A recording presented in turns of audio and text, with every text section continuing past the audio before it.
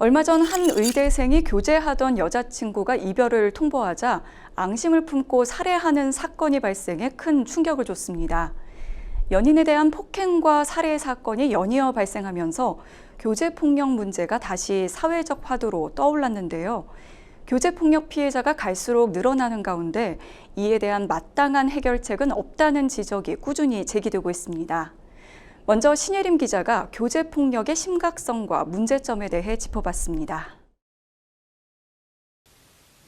지난 6일 서울 강남역 인근 건물 옥상에서 한 20대 남성이 흉기로 연인을 찔러 숨지게 하는 사건이 발생했습니다. 여자친구가 이별을 통보했다는 이유였습니다. 연일 쏟아지는 범죄로 묻힐 뻔하던 사건. 그러나 피의자 남성이 명문대 의대생이자 수능 만점자라는 사실이 알려지며 이목이 쏠렸고 교제폭력 문제도 재조명됐습니다. 교제폭력 문제가 그간 상대적으로 주목받지 못한 것은 하루 이틀 일이 아니기 때문입니다. 지난 3월 경기도 화성에서는 20대 남성 김래아가 헤어지자는 연인의 말에 격분해 살해한 후 그의 어머니에게까지 전치 10주의 중상을 입힌 사건이 일어났고 지난달 1일에는 경남 거제시 한 원룸에서 헤어진 연인을 폭행해 살해한 혐의로 20대 남성이 검거되기도 했습니다.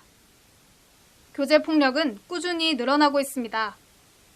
경찰청 통계에 따르면 교제폭력으로 검거된 피의자 수는 지난 2019년에서 2020년으로 넘어가며 소폭 감소하는 듯 했으나 2021년 10,000명을 넘긴 후 지난해까지 3년 연속 증가했습니다. 올해도 상황은 마찬가지. 지난 1월부터 4월 말까지 접수된 교제폭력 신고 건수만 벌써 약 26,000건에 달합니다. 한국데이트폭력연구소에 따르면 교제폭력은 친밀한 관계에서 일어나는 모든 폭력을 가리킵니다. 언어적, 신체적, 경제적 폭력부터 성폭력, 디지털 폭력 등 여러 형태로 나타나는데 관계가 종결된 후 지속되는 심리적 손상도 포함됩니다. 갈수록 늘어나는 피해자의 그 유형도 다양한 교제폭력. 그러나 연인이라는 관계의 특수성 때문에 예방과 대처는 미흡합니다. 친밀했거나 친밀한 관계에서 일어난 일이다 보니까 사회 구성원들 자체가 피해 발생 사실에 대해서 잘 인식하지 못하는 경향이 있고 피해자도 범죄가 아닌 거라고 생각을 해서 신고하지 못하거나 아니면 피해자에 대한 그런 보호 조치를 요청하지 못하는 경우가 있다고 생각합니다. 높은 재범 가능성도 위험 요인으로 꼽힙니다.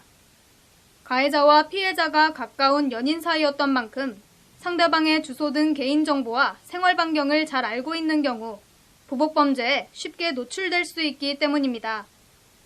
실제로 지난해 4월 서울 금천구에서는 자신을 교제폭력으로 경찰에 신고한 연인에게 앙심을 품고 조사받은 당일 보복살인하는 사건이 발생했습니다. 이어 같은 해 7월에는 인천 남동구에서 출근길에 나선 한 여성이 근처에 숨어있던 전 남자친구가 휘두른 흉기에 목숨을 잃기도 했습니다. 이 과정에서 범행을 말리던 여성의 어머니도 흉기에 양손을 크게 다치는 등 피해를 입었습니다. 여성은 이미 전 남자친구를 스토킹 혐의로 신고한 상태였으나 경찰에게 신변보호용 스마트워치를 반납한 지 나흘 만에 사고를 당했습니다.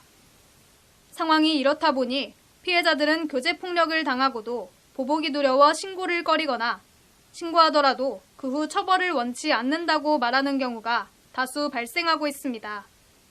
문제는 교제폭력이 반복되다 교제살인으로까지 이어지는 경우가 적지 않다는 겁니다. 한국여성의 전화는 언론 보도된 사건을 토대로 지난해에만 최소 138명의 여성이 자신의 배우자나 연인에게 살해됐다는 결과를 발표하기도 했습니다. 즉 말하자면 나흘에 한 번씩 교제폭력으로 인한 살인이 발생하고 있는 겁니다.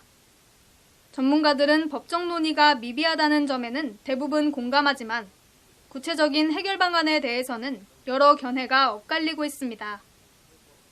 가정폭력 처벌법의 적용 범위를 교제 관계까지 확대해야 된다는 의견이 있고 별도의 특별법을 만들어야 된다는 의견이 있습니다. 전자는 교제 관계가 불분명하다는 비판이 있고요. 후자는 개별 사건마다 특별법을 만드는 것은 바람직하지 않다는 비판이 있습니다. 일단은 교제 폭력 범죄에 대해서 심각성에 대해서 사회적인 인식 개선이 필요하다고 생각을 합니다. 수사기관에서도 지침을 구체화해서 초동 수사에서부터 누락되는 사안이 없이 사랑이라는 이름의 가면을 쓴 범죄, 교제폭력. 사회의 외면과 무관심 속 피해자들의 몸과 마음의 상처만 깊어져 가고 있습니다. 법률방송 신예림입니다.